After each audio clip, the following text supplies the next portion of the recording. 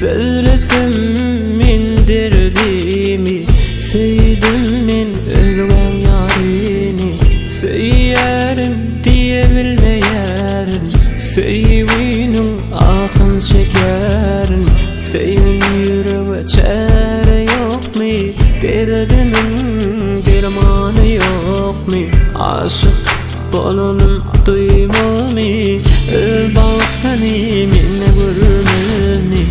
Eğer de sevgin pek bolsa, ol kim pek sigadardır. Yanına barıp görüp gözlerini, ayt yürekteki sevgisilerini. Senin dönüp esleme yürüp, batım için dinlesin geri. Sevdim neyleyim iyi da yol yok, unutmana erkim yok. Dinlesin seyenim sen, o derdimin dermanı sen. Dinlesin sevgini sen, bu derdinin dermanı sen.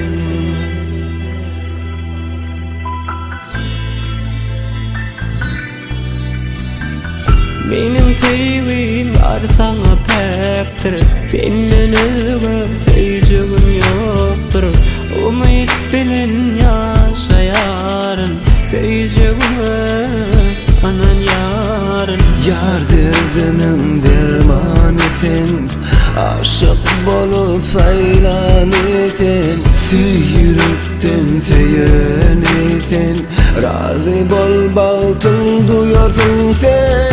Benim balım kim ömrüm, ümidine yar sana bağlı.